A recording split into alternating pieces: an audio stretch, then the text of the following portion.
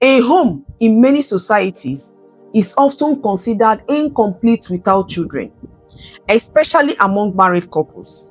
You can imagine the joy that comes with marriage, the luxurious wedding ceremony, the celebration, and the excitement as the newly couple returns home, hoping to enjoy their new life together in peace. They should be able to at least settle in, open the gifts they have received during the ceremony, and embrace their new journey quietly. But before they even realize it, people have already begun watching and expecting them, especially the woman, to start looking a certain way. The TTC, trying to conceive phase, in many homes can be one of the most emotionally traumatic periods for the couples, particularly the woman. It is often a painful combination of personal pressure, family pressure, societal expectation, and worst of all, pressure from a partner, which can be the most heartbreaking of them all. You watch a once active and vibrant woman gradually become shadow of herself, simply because they could not conceive within the timeline stipulated by the society. Constant direct and indirect comments regarding their condition slowly begins to affect her confidence, emotional stability, her productivity, and even her self-esteem.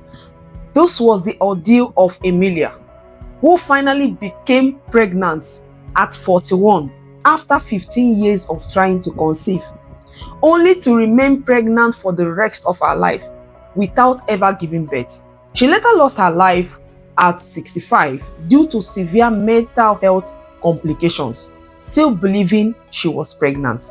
Hi, welcome to another episode of Mental Health series with Coach Ebube. And in today's video, we'll be discussing pseudocyesis, also known as phantom pregnancy or false pregnancy. We'll explore the powerful connection between the mind and the body, and how this relationship can profoundly affect mental health.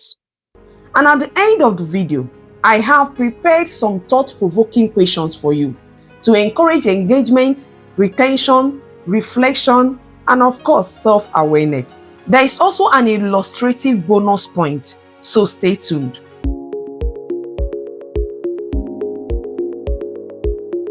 Welcome back. False pregnancy, medically known as pseudocyesis, is a rare condition in which a person experiences physical and emotional symptoms of pregnancy, such as enlarged abdomen, breast changes, nausea, and missed period, despite the absence of no actual fetus present. This occurs when the mind believes so strongly in pregnancy that the body begins to respond as though pregnancy is truly happening. The symptoms are real. The emotions are real. The experience feels completely real to the person involved. The duration of this condition depends largely on the individual and how willing they are able to accept medical reality. It may last for weeks, months, or in rare cases, even years.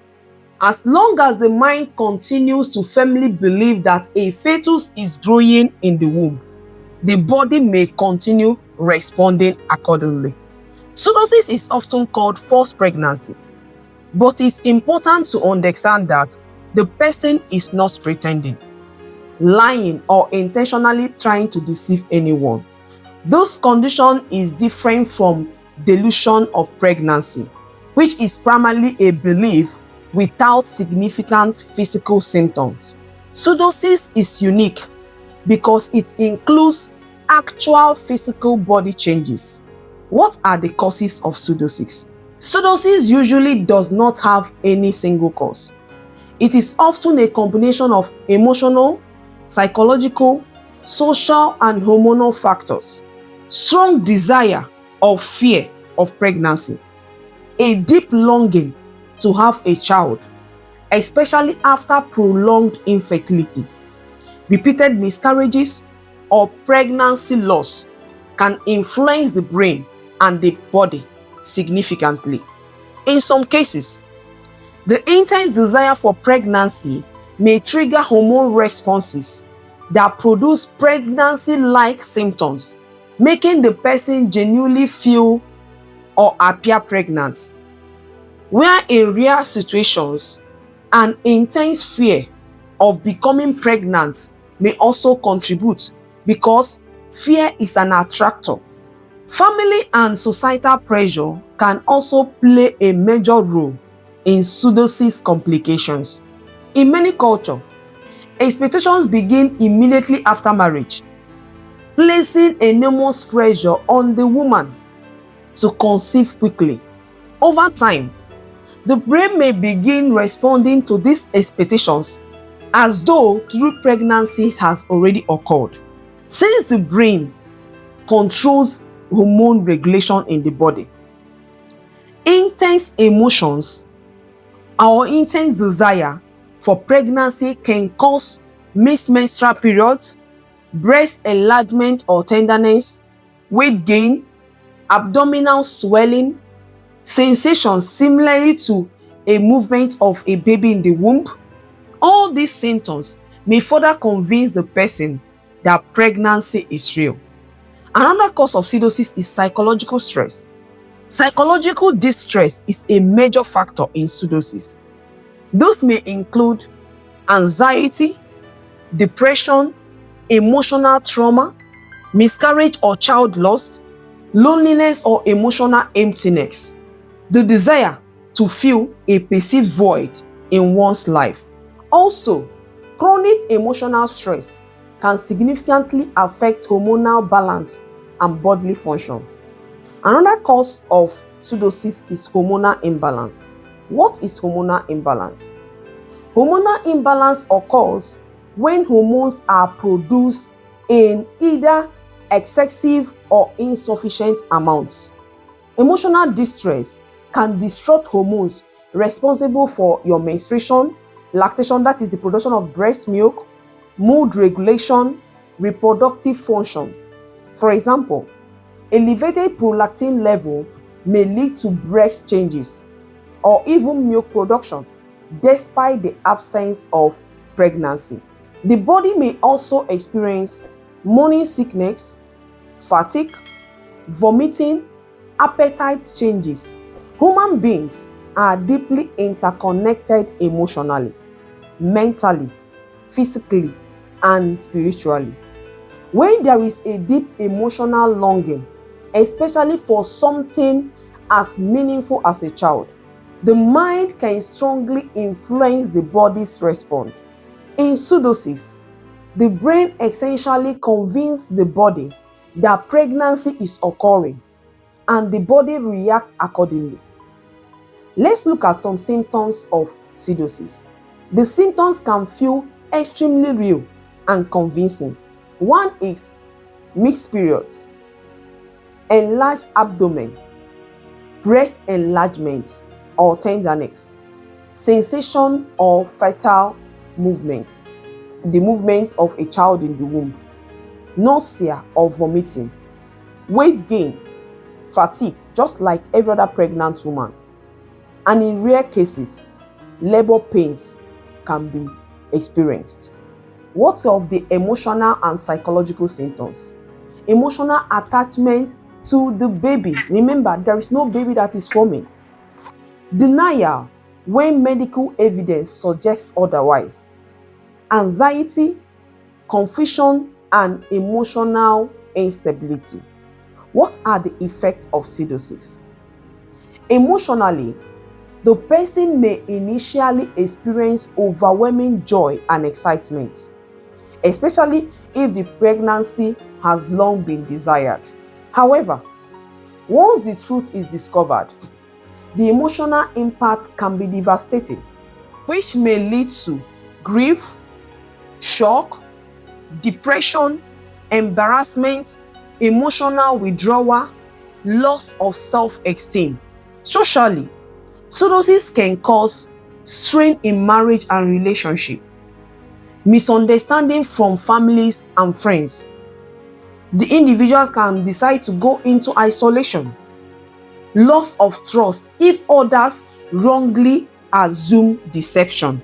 They wrongly feel that you lied to them. What are the dangers and risks of pseudocysis? Although pseudocysis itself is not usually physically life-threatening, it can lead to serious emotional and mental complications, which can include delayed medical attention for actual health conditions.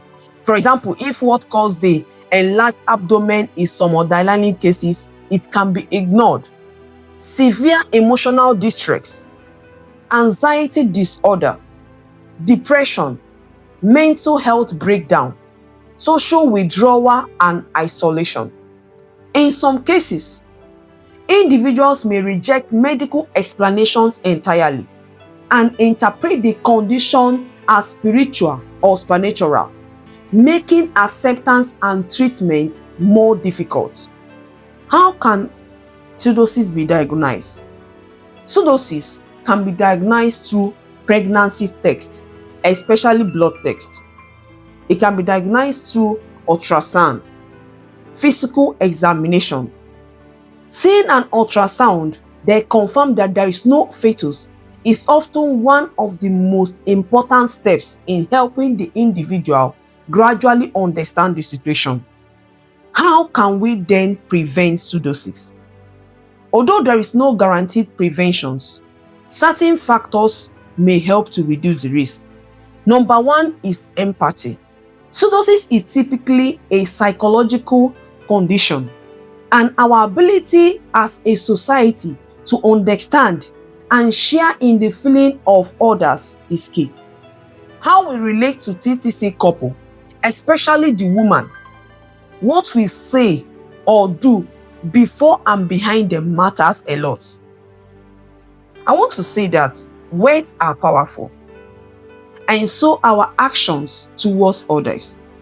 Statements like, "I am praying for you," "Carry my baby so you can conceive," "You are overdressing because you haven't started buying pampers," "What are you people waiting for?" Statements like, "Your wedding mates are already having their third child," or "Is it razor that is not sharp or the barber that does not know how to barb," can cause deep emotional pain in the woman. I can go on and on.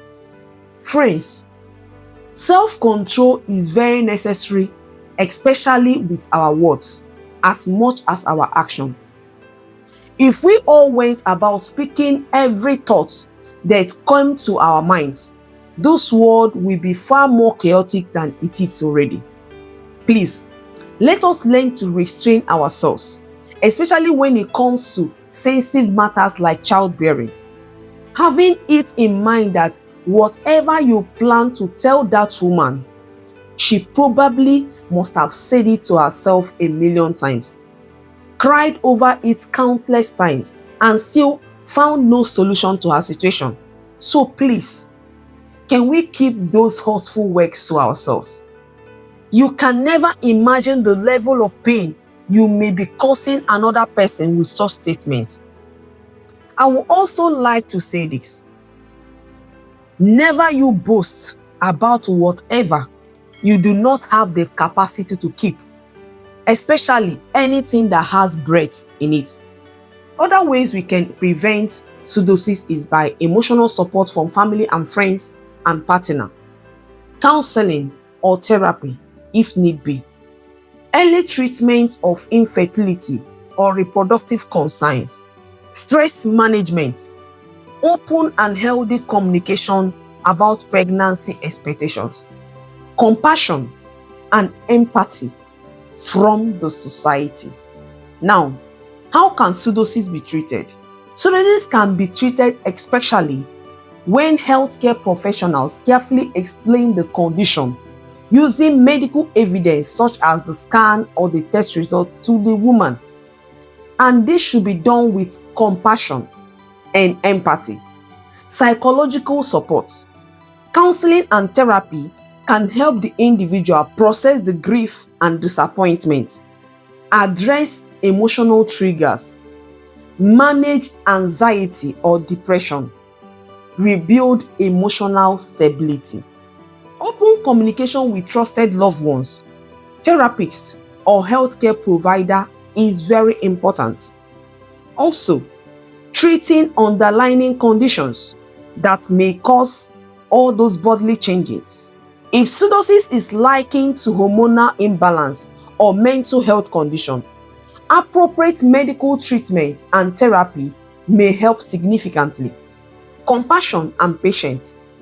Recovery often requires patience, understanding, and emotional support, not confrontation, not ridicule or blame. Pseudocyesis is not fake. Pseudocyesis is not attention seeking, and pseudocyesis is not intentional. It is one of the clearest examples of how powerful the human mind can be and how deeply connected the mind and the body are. I would love to explain pseudocyesis further in one statement.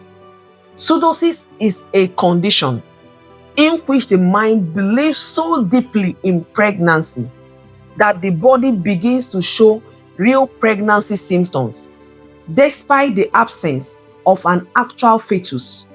In conclusion, to every hopeful parent out there who may have experienced pseudocyesis or any form of emotional distress related to infertility, please be gentle with yourself.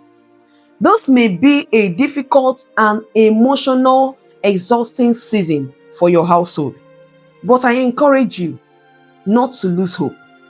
Life unfolds in season, and your season will still come. Don't give up. Continue doing all that is necessary, like maintaining a healthy diet, exercising regularly, taking your prescribed medications, prioritize your mental health, which is very important. Protect your peace and your joy. Seek professional help when needed. Speak with a counselor, a therapist, or a healthcare professional. There is strength, not weakness, in seeking for support. Most importantly, remain intentional about your mindset. Try to see your situation from a place of hope rather than a place of hopelessness.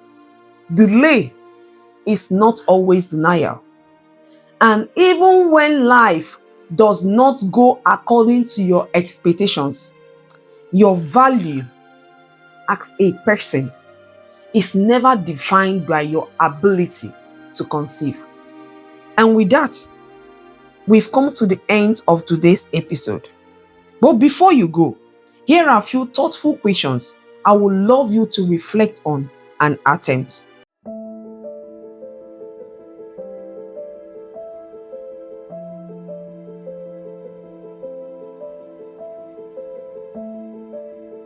Feel free to share your responses in the comment section below. We will be glad to read your thoughts, experience, and perspective. And here is the illustrative bonus.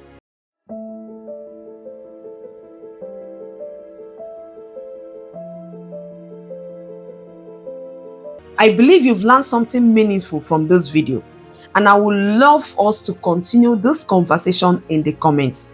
Remember, mental health conversations become more impactful when we learn from one another with empathy, openness, and understanding.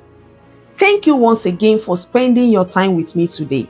Until I see you in my next one, stay hopeful, be kind to yourself, and do take good care of yourself. Bye.